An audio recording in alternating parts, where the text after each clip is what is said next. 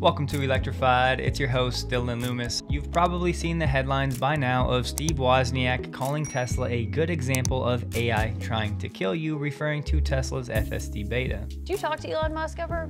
I've never actually met him and spoke with him. I admire some things that he's done for the world, changing us towards electric cars, but you know, his real motivations inside, is he really a purist of trying to clean the air and all that?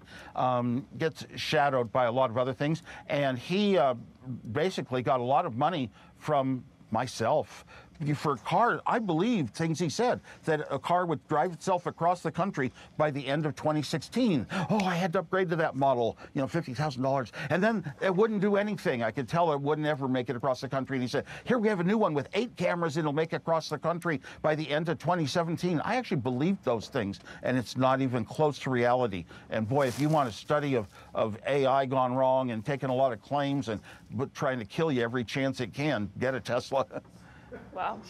Wow. Pretty simply sounds like a disillusioned customer who is sneaking in some hyperbole. Here it is, the upcoming big test for the Tesla Semi at the Run on Less electric truck performance event. Run on Less is something that we do every 2 years. It brings the best of the best in different aspects of trucking. Run on Less has been an outstanding learning experience for the entire industry, not only drivers, but fleet managers as well. I think this went a great way to helping other people to see what's possible. There's leaders, followers, and those who wonder what happened. And then in 2021, bam, we did electric trucks and Run on Less electric. And how exciting that was to see 13 different electric truck brands at different fleets all across the US and Canada. As soon as I got in the electric truck, I realized this is the way of the future.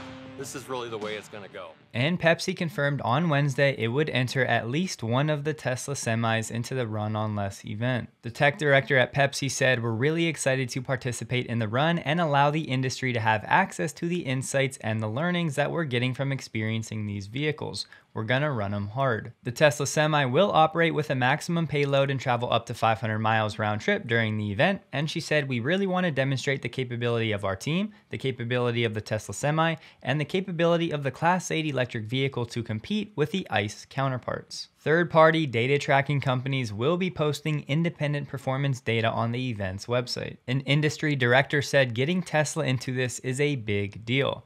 Trucking companies' fleet managers will be looking at data for all the trucks in the event.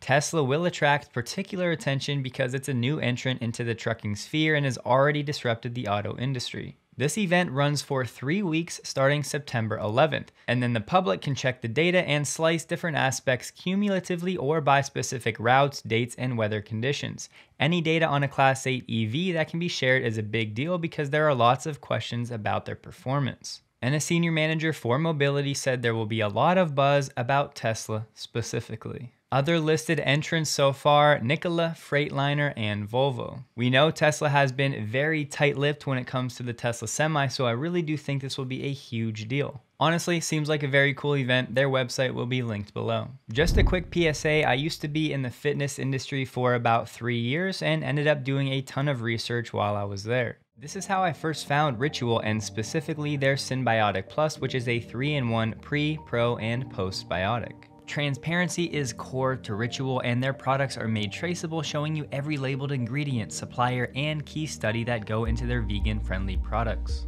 And hear me on this, I don't take recommending supplements lightly, but I also know that plenty of people are getting scammed looking for good options, so I just want to cut down on that a bit. The 5 best-selling gut health supplements don't actually have a postbiotic, which is what helps support the gut barrier function and helps prevent things like leaky gut. Yes, Ritual is the sponsor of this video, but the specialist I'm working with right now has me on this as part of my protocol. Ritual offers free shipping for subscribers, you can pause or cancel at any time, and they have a money-back guarantee. If you'd like to check it out, head to ritual.com/electrified20, linked below, and use my code electrified20 at checkout to get 20% off your first month.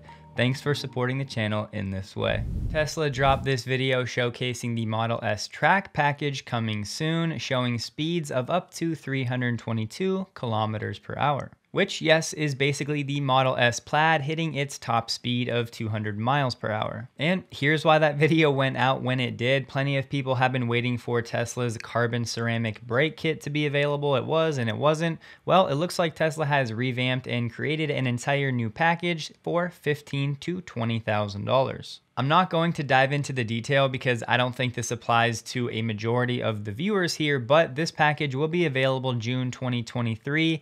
And if you want some more info on what exactly is included, I will of course have this posted below. Or go ahead and pause and read. Tesla has also been giving some YouTubers the ability to test out this track package, and there are 2 YouTube videos reviewing it, so I'll include both of these below. Responding to Meet Kevin talking about Ford and their EV business, Elon said, "Always tough with margins for new vehicle lines, especially when there are major technology shifts. I think Ford's overall strategy with EVs is smart.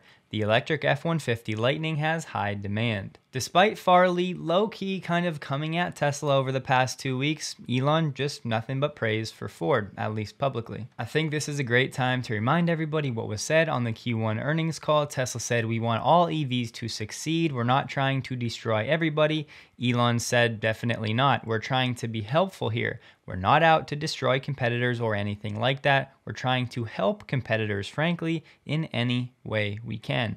It's all about the mission." Here's a solid chart with an update on industry-wide operating profit margins. So this is what people are now talking about when it comes to Tesla's valuation. If you go to the end of Q1, you can see that Tesla at 11.4 has actually fallen below Mercedes at 13.4. Now, of course, these companies are not apples to apples comparisons. Tesla is working on plenty of other projects where they're investing rapidly, and that's of course going to hurt overall operating margins in the short term. Just wanted to provide a quick update because there will be plenty of conversation about this metric and how Tesla's compares to the industry for the next 6 to 12 months. Let's take a quick stroll down memory lane. Go back summer of last year when BYD said it was going to supply Tesla with battery cells. At the time, an executive at BYD said Tesla is a very successful company no matter what. BYD respects Tesla and we admire them. We're good friends with Elon and we will soon supply him with batteries. We're friends. This was after Tesla was testing BYD's new Plaid batteries. Then, August last year, Cena Finance reports the Plaid batteries supplied by BYD have actually been delivered to Tesla at Giga Berlin. Around the same time, Tesla Mag says Tesla already has EU approval for a new Model Y with a structural battery from BYD. At the time, the word was the capacity of the BYD battery would be 55 kilowatt hours with a range of 440 kilometers or about 273 miles. It was around this time when BYD was in the news talking about their own structural pack, what they were calling cell-to-body integration. And here we are today, Tesla Mag saying Tesla has started production of this new Model Y with those BYD batteries at Giga Berlin. This article refers to the new Model Y as small. That's just a translation error. They're just referring to a base version of the Model Y. Either way, this data is coming from reliable sources. It sounds like this new Model Y is going to use both front and rear gigacast. It's going to have a structural pack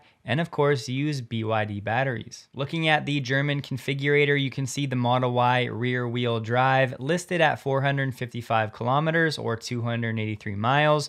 They're saying this is WLTP range, which ordinarily is about 20% higher than the EPA.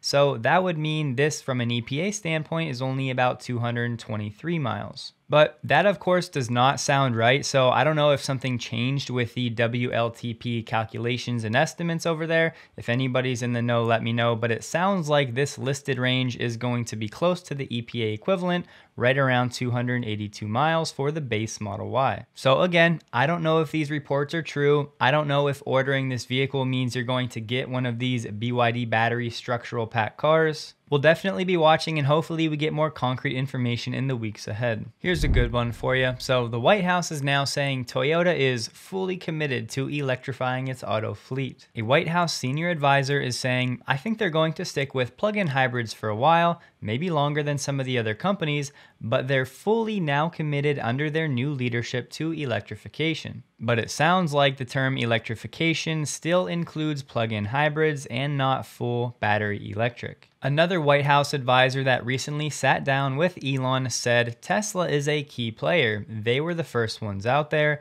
They were very open and workable, and they've been a great partner. Gotta pass along the White House Tesla praise whenever we get it. We have Rimac's energy subsidiary saying they'll be entering the battery energy storage market. Rimac is in discussions with customers and some pilot operations. They're looking for first installations in 2024, mass production 2025, looking to scale to 10 gigawatt hours of annual production, about a fourth of Tesla's Lathrop facility. Just a quick update from WiTricity, one of the wireless EV charging companies. They just said, we hope to have vehicles with factory installed wireless charging in the United States and Europe in the next 2 or 3 years. And yes, this technology is already being deployed in China. Here we have another Tesla stock note from Morgan Stanley. Surprise, surprise. But I share because it sounds like they're starting to get it. We don't think government incentives like the credits IRA will materially change who leads or lags the EV market. It comes down to who is the lowest cost producer and who can fund itself at scale. Who does this sound like? Who can sell their EV to consumers who ascribe a utility value greater than the price paid while producing that EV at a cost lower than the price charged? As far as I can see right now, the list of companies that Morgan Stanley was just describing, basically Tesla and BYD. That's about it. Don't forget, check out Ritual linked below. Take advantage of the discount if you're interested. Hope you guys have a wonderful day. Please like the video if you did, and a huge thank you to all of my Patreon supporters.